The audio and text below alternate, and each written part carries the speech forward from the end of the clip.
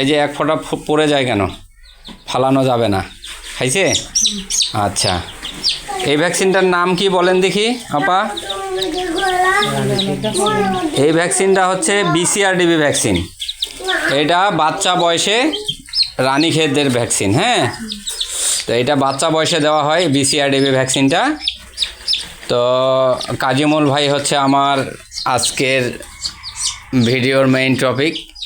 কাজিমুল ভাই আমার কাছ থেকে দেশি বাচ্চা নিয়েছিল, 50 পিস বাচ্চা দিয়েছিলাম এটা পারিবারিক খামার করার জন্য কাজিমুল ভাইকে।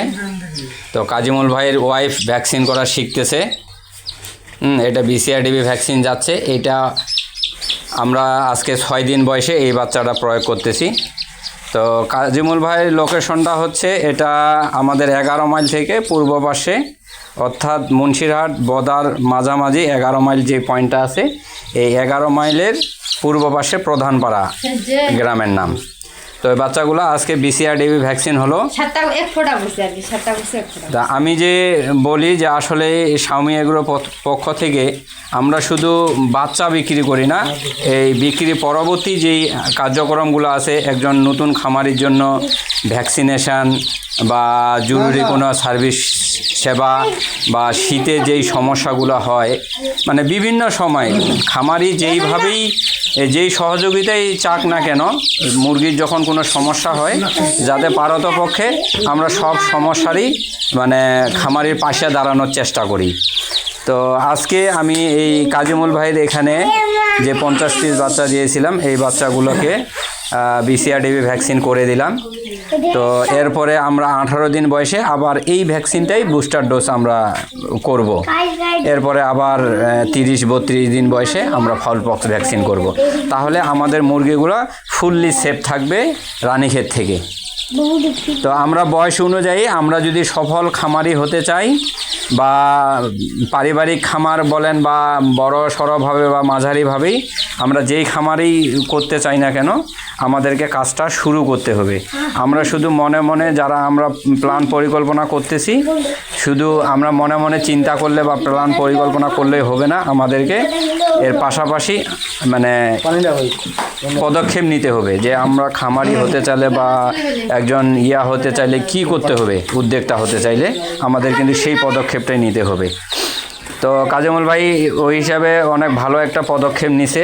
কাজিমুল ভাই অনেক স্মার্ট একজন মানুষ, ওনার ইচ্ছা অনেক, উনি দেখছে আমার এখানে আরও খামার আছে, তারপরে উনি খামারগুলো দেখা দেখে উনিও ইচ্ছা পোষণ করছে, আমার কাছে গেছে, আমি ওনাকে বাচ্চা দিয়েছি। নতুন মানুষ, এই জন্য অল্প বাচ্চাই আমি দিয়েছিলাম। পানিটা দেন, ওখানে থায়াবিন দেন। তো এখানে কি চলছে? অ্যান্ড্রোসিন চলছে না? আচ্ছা, যেহেতু অ্যান্ড্রোসিন চলছে, অ্যান্ড্রোসিনের পরে আমরা যদি ভ্যাকসিন করি তাহলে ভ্যাকসিনটা কাজ হয় খুব ভালো। ঠিক আছে, এটা মাথায় রাখবেন। আর এখন আমরা 5 দিন কি চালাবো? থায়াবিন চালাবো আমরা 5 দিন। এই 5 দিন থায়াবিন চললে এর যদি ল্যাংড়া লুলা কোনো হাড়ের সমস্যা হয়, মানে প্যারালাইজ জাতীয়, তাহলে এই থায়াবিনটা খাওয়াইলে আর হবে না এটা। ঠিক আছে, এটা হচ্ছে আপনার শিক্ষণীয় বিষয়। যেহেতু বাচ্চা নিছেন, এখন কিন্তু এই জিনিসগুলো শিখতে হবে। তো এই পর্যন্তই। সবাইকে আমার ভিডিওগুলো দেখার জন্য সবাইকে অনেক অনেক ধন্যবাদ। যারা আমার ভিডিওগুলো নিয়মিতভাবে দেখতেছেন এবং শেখার জন্যই দেখেন বা জানার জন্য বা খামার করার জন্য, আপনাদেরকে অনেক ধন্যবাদ। আর যারা এখনও আমার চ্যানেলটা সাবস্ক্রাইব করেননি, তারা অবশ্যই সাবস্ক্রাইব করে দিবেন। আর যারা পেজ থেকে দেখেন, অবশ্যই পেজটাকে ফলো করে দেবেন। আর আমরা এখন যাব মোস্তফার খামারে, সেখানে আমরা ফাউল কলেরা ভ্যাকসিন করব। তো সেটাও যদি সময় সুযোগ হয় হয়তো আমি তুলে ধরবো। হ্যাঁ বলেন। 20 দিনের দিন দেবেন না? কোনটা? না, এটা এই আজকে এইটা যেইভাবে করলাম BCRDB এই ভ্যাকসিনটা আজকে যেইভাবে করলাম, এই ভ্যাকসিনটা 18 বা 20 দিন বয়সে আবার করা লাগবে, আবার একই নিয়মে করতে হবে। হ্যাঁ, এটা কি পানি দিয়ে করলে? হ্যাঁ, আমি যেভাবে করলাম, এটা 3 মিলি পানি দিবেন, 3 মিলি পানি নেবেন, এই সিরিঞ্জে করে ভায়ালটাতে ঢুকায় দিলে এই ভায়ালটা ভিতরে দেখছেন ভ্যাকসিন ভায়ালটা, এটা গলে যাবে। যখন এটা গলে যাবে তখন ওই সিরিঞ্জ দিয়ে আবার পানিটা বের করে ওই ড্রপে নিতে হবে, তারপর ড্রপে করে 1 ফোঁটা করে 1 চোখে দিতে হবে। সিরিজটা দেখো আর ওই ভ্যাকসিনটা হচ্ছে মুই দেখানো রে সিরিজ আরে তো দেখবা লাগে দেখে আমাকে এই ভ্যাকসিন নষ্ট হয়েছে, এটা ফেলাই দাও, এটা চলবে না। এই নষ্ট ভ্যাকসিনটা 50 টাকা দিয়ে নিতে গেছিলা, আমি তো জানি ওখানে ভ্যাকসিন নেই। ওইটা কি ভাইরালটা ঠিক আছে? দেখো দি ওইটার মতো ভাইরালটা দেখা যায়?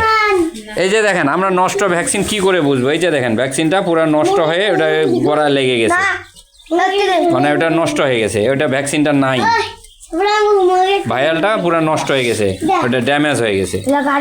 এই নষ্ট ভ্যাকসিন আমরা ভাইরাল কিভাবে চিনবো? এটা ফাউল বক্স, এটা নাই, ঠিক আছে, এটা ফেলে দিতে হবে। 50 টাকা তোমার গচ্ছা, এটা আবার কিনতে হবে। এটা কি ফ্রিজে নরমাল থাকবে না? হ্যাঁ, নর্মালে রাখলেই হবে। নরমাল হয়েছে। তো আপনাদের সকলকে ধন্যবাদ যারা আমার ভিডিওগুলো দেখতেছেন। আজ এ পর্যন্তই, আল্লাহ হাফেজ।